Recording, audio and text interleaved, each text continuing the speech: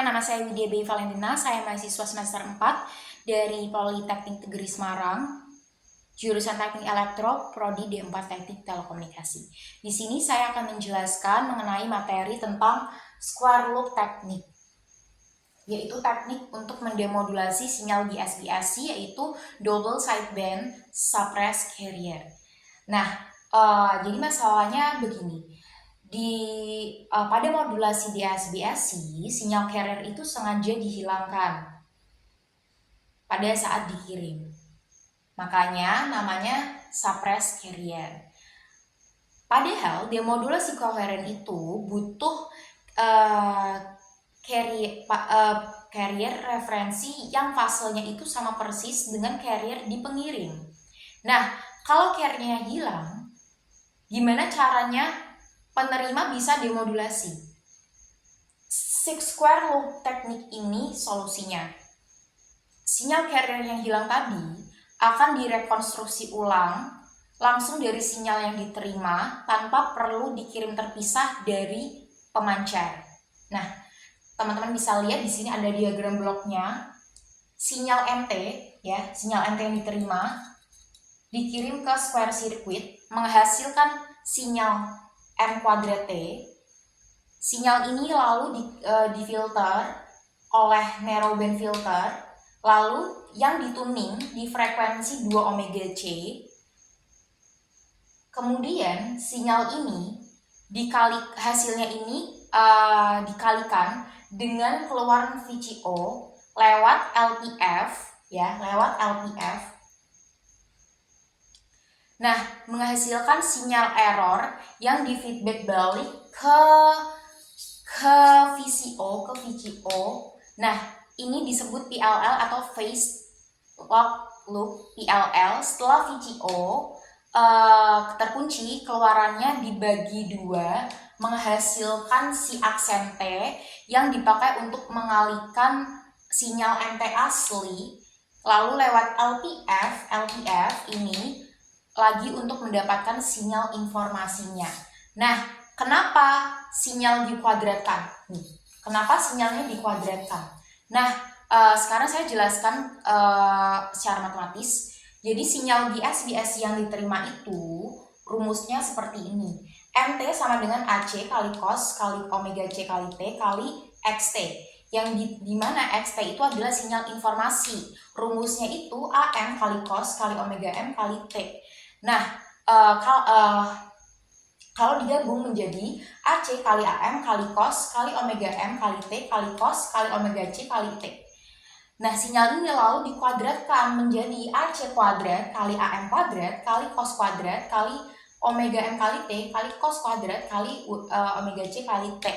Nah, kemudian dipakai identitas trigonometri cos kuadrat sama dengan setengah kali 1 tambah cos.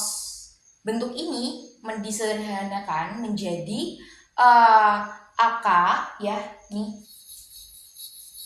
AK kali 1 min cos 2 kali omega M kali T 1 kali 1 min cos 2 kali omega C kali T. Nah, kemudian saya mau menjelaskan di mana AK ini merupakan konstanta gabungan, yaitu setengah kali AC kali AC kuadrat kali AM kuadrat. Nah, kenapa kita tadi kan ada pakai narrowband filter? Kenapa kita harus menggunakan narrowband filter? Jadi di sini saya siapkan grafik spektrumnya. Kalau persamaan yang tadi yang ada dikuadratkan itu M kuadrat T diuraikan, hasilnya itu punya beberapa komponen frekuensi. Ada komponen di titik 0, ada 2 omega M, ada 2 omega C kurangi 2 omega M, ada 2 omega C, ada juga 2 omega C plus 2 omega M. Nah, semua komponen ini munculnya tuh berjajar. Nah, disinilah fungsi narrowband filter. Filter ini dituning, ya, supaya hanya komponen di sekitar 2 omega C aja yang lolos. Sementara komponen lain, ya, termasuk komponen sinyal informasi yang frekuensinya rendah itu dibuang. Nah, setelah difilter, yang tersisa hanya M kuadrat T, mana tadi? M kuadrat T kali AK kali cos, nih, kali cos 2 omega C kali T, nih setelah ini. Nah, inilah komponen yang jadi jejak karir asli kita yang nantinya kita pakai sebagai referensi. Nah, saya akan menjelaskan yang di sini, ya, phase lock loop, mengunci fase carrier. Nah, di sini sinyal AK kali cos kali delta T, delta omega T plus P, ini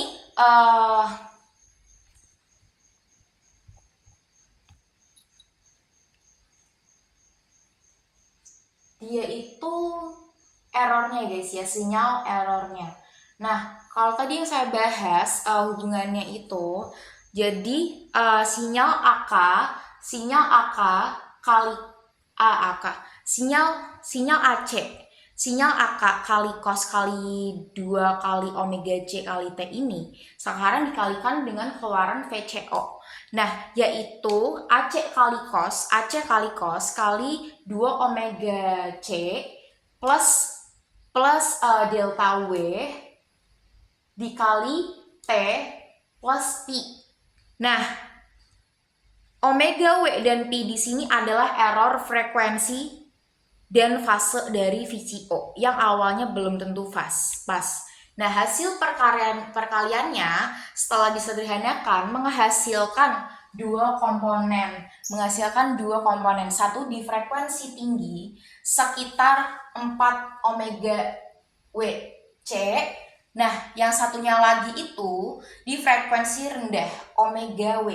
Nah, komponen frekuensi tinggi ini dibuang oleh LPF, lalu sehingga yang tersisa hanya sinyal error. Nah,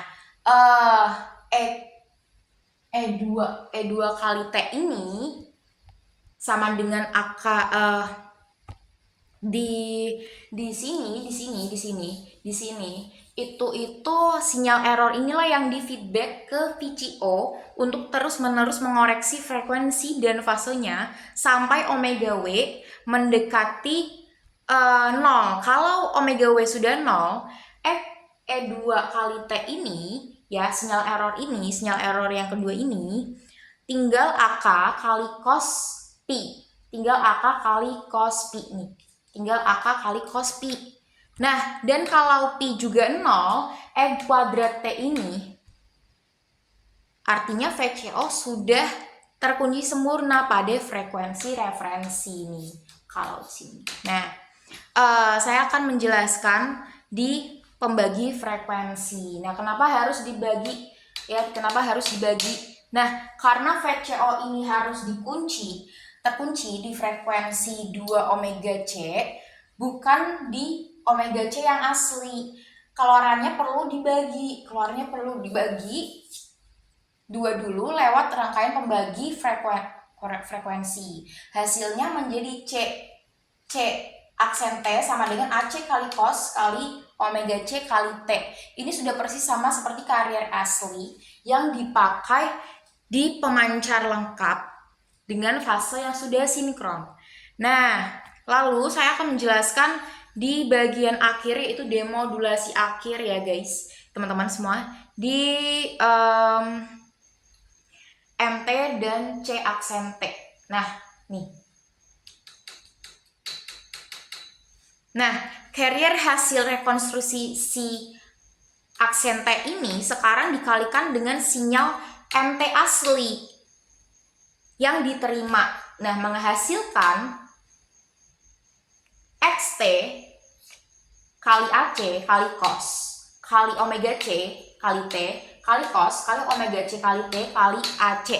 Nah, setelah lewat LPF lagi, komponen cos kali 2 kali omega C kali T ini dibuang, sehingga yang tersisa hanya nih teman-teman, XT kali AC kuadrat per 2. Ini adalah sinyal informasi asli dikalikan konstanta, artinya sinyal pesan berhasil kita dapatkan kembali tanpa perlu carrier eksternal dari pemancar.